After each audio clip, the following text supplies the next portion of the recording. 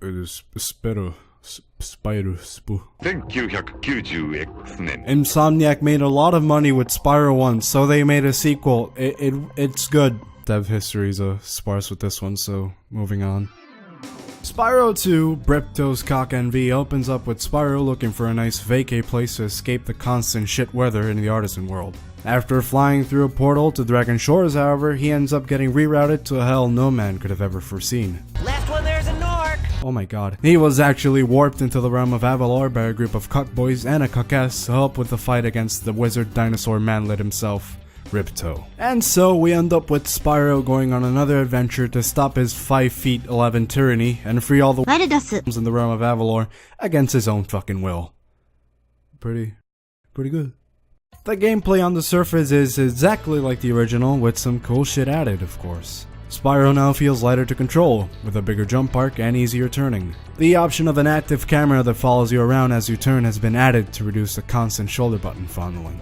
Progress through each individual level is now done via a single main quest that ends with you obtaining a unique relic. Progress through the whole game though requires you to do a bit more. Dragon statues now have been replaced with orbs collected via side quest. Really, just ignore the relics, these are the meat and bones of the game. Side quests featured in the game can have you doing anything and everything. Some of these can range from a complete baby mode snorefest to the biggest shit to ever fuck in a children's platformer. Just the hockey. The fucking hockey. I do give strong kudos to Insomniac for going above and beyond the average dev and never once repeating a side mission in the entirety of the game. It's even more impressive when realizing how many of these there are in total. Levels in Spyroid Thyroid's Rage are much more detailed in both presentation and design. The relation between hub world and levels has been dropped. As a result, levels are now more diverse in terms of theming, allowing for the addition of beach, water, Middle Eastern, and hillbilly worlds. Stages are packed with enemies and quirky quest givers, all with their own charming designs and personalities. One thing I really dislike is that oftentimes levels could have been a bit cut down in scale. Zephyr's vast green expanse of nothing is a pretty good example. Jumping into this right after my review of the original, I was happy knowing about the inclusion of nighttime stages. Levels that took place on the beach or any coastal area were fun to play and even prettier to look at. The secret Speedway flight levels are also back and in bigger doses, and I had a great time with them as well. Basic mechanical improvements aren't the only addition gameplay-wise. Spyro is now able to do a couple of more tricks this time around. The smallest one being the addition to pick up random rocks and pebbles and put them in your mouth like the filthy little purple scaly slut that you are. There's a big jump in utility when comparing it to the ability gates. These are gates frequently found in stages that activate upon killing any set number of enemies in the area. First ability lets you fly through the stage, allowing you to reach the elevated areas and take down any aerial targets. Second one locks you into a bullet speed charge, perfect for jumping big gaps or just taking down chests and obstructions. Too bad it's the most awful thing to control. It'll take you several attempts to hit anything at all, and that's if you're a lucky cucky. The final one turns you into a complete fucking death machine, able to spam as many fuck off fireballs as you want. This ability is used to take down the big boy enemies almost exclusively. I forgot to mention the spring ability, but that one's fucking useless. There is a catch with these 3 power-ups though. They're all locked to a certain stage and they all have a pretty short time window for use. There does exist another set of abilities that are actually permanent after paying a small fee to the local Jew. In the first role you come across a swimming ability, an ability so vague and so complex I'm not really at the task to explain. Second one grants you the ability to climb specific ladder surfaces. The third one lets you perform a head bash to break harder objects by pressing the triangle in mid-air. While I of course favor the new moveset, I didn't understand at all why Insomniac put it in such a strange order instead of just giving them to you either at the start or when it's really needed. This can sometimes force you to backtrack to stages you've beaten centuries ago just to get those 5 gems that were previously blocked off for that 100. On the same note, collecting is a bit less easygoing than in the original. To reach the end boss of a world you need to have all the talismans in the hub, which require you to reach some stages that are locked off by a number of orbs. That sometimes can't be collected if you don't have the right ability, which you of course need to pay the filthy Jew bear in gems to obtain. I've seen many a bab complain about Mr. Moneybags, but he's really a complete non-issue if you just go for 100%, which is what I did. There are 3 hub worlds in the game with about the same amount of levels as Spyro 1 crammed into them like a dog nodding into a white girl's ass. Boss fights also see a slight improvement to them. All 3 of the fights take place in a big arena, but you take down each one in a different way, with varying difficulty. The first fight with your upscaled Down syndrome clone has you keeping your distance from him, avoiding his attacks and charging at the right moment when he's open. This scales into him throwing a Tard Rage, making the ceiling cave in which ultimately leads to his death. The one with the Vor Demon has you fighting back with different type of explosives. He's almost exactly the same as Crush, but you instead throw barrels, bombs, and fireworks at the guy while you avoid his charges. Presentation visually is a really big upgrade.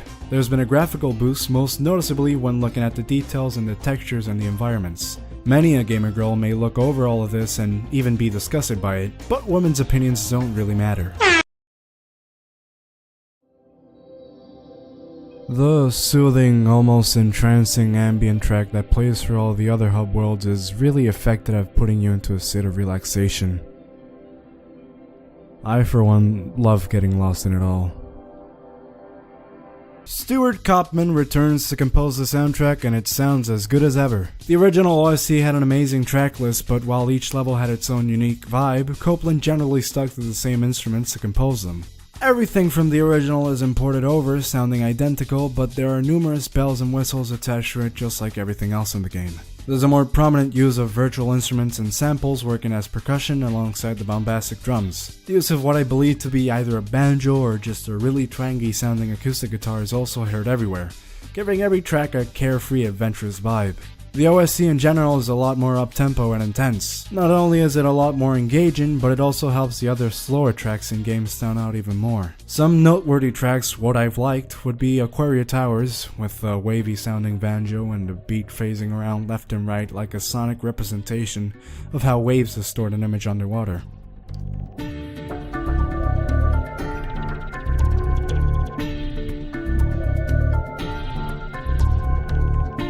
Hurricanes was a pretty great one as well. Its use of a machine-like beat coupled with the cold-sounding, artificial, ethereal strings and a laid-back banjo matches the imagery of a rainy grassland up in the mountains being slowly overtaken by all of the machinery really, really fucking well.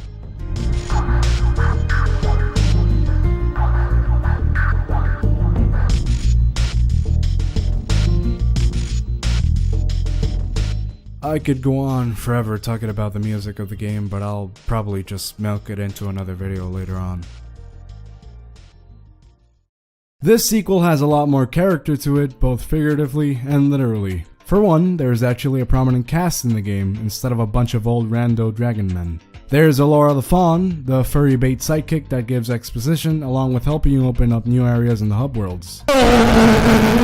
Hunter the Cheetah is your average 90s uncle, but furry. Hoomstuv occasionally gives you random side quests in each world. The Professor is a little bug-eyed mole and the one who got you into this mess in the first place. His role in the game is minute, only offering like 2 missions and working with all the portal shit off screen. Moneybags the Bear is a greedy little eccentric asshole whose entire existence is solely to frustrate all of the kids who don't prioritize gems and gets off on it. From the start, the devs were aware of this, and he's oftentimes getting injured in cutscenes and even gets pummeled by Hunter at the end. I wouldn't, of course, leave out the upset man-baby himself, Ripto.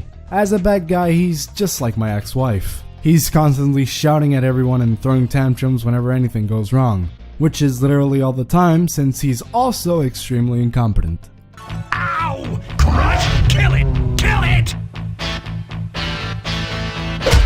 I just didn't vibe with this character at all. He mostly reminds me of all the try-hard incest kids I had to deal with when I was in elementary school. He has no style.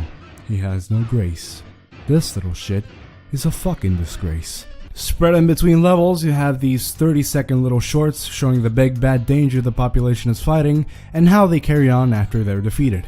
A lot of these cutscenes sometimes have characters get beaten up and killed in Looney Tunes style slapstick, sometimes even by their own fucking friends. It's kinda mean-spirited and it generally takes itself a lot less seriously, and honestly it's a lot better than the epic baby kid adventure tone that went nowhere in the original game. All the voice work in game still has the same charming Saturday morning delivery, just with a little bit more oomph in it. The character interactions are as expected, overplayed and goofy, and I especially love Tom Kenny's smarminess as Spyro, and Ripto's over-the-top pants-shitting done by Greg Berger. The guy who played Hunter also did a great job playing a character with Tier 5 Down syndrome. Hey, give that back! The final boss with Bilbo has you facing him off in an arena. The crew helps you out by dropping in big dick energy orbs that once collected makes you completely fuck off overpowered. You'll have to be quick with picking them up though, since Crypto can do the same asshole tearing to you. The first form sees you fighting with him one-on-one and he's pretty harmless at this point. After the first beating though, he summons a cyber-enhanced version of Crush that charges at you while he shoots fireballs on his back. The last one makes the arena completely shatter, leaving nothing but a pool of lava. He chases you down in a scaly bird and you have to shoot him down dogfight style. If the constant barrage of fireballs to the face weren't enough to kill him, he ends up falling out of the bird and suffers a slow, scorching death, sinking into the lava. Afterwards, you come out of the fight with everyone congratulating you. Goy Boy gets pummeled, you get some sweet fawn pussy, and best of all, you can finally fuck off and take your long-needed vacation. On the surface, Spyro 2 is as good as a standard sequel should be. It brings out everything over from the original, cuts out everything that didn't work, or at least polish it, on top of some cool new additions to play around with. When looking at it up close, you really see how much detail has been added, giving it much more depth than the original could ever achieve. It's rumored that this game did end up getting rushed out the door, and you can clearly see where the corners are cut near the end. Once again, I do recommend you go ahead and 100% the game just to squeeze every single drop of enjoyment out of the game and see all the fun side quests the game has to offer. Fuck the skill points though. Jesus Christ, fuck the retarded Anglo-Saxon who thought this was a good idea. I hope he sharts himself to death in public.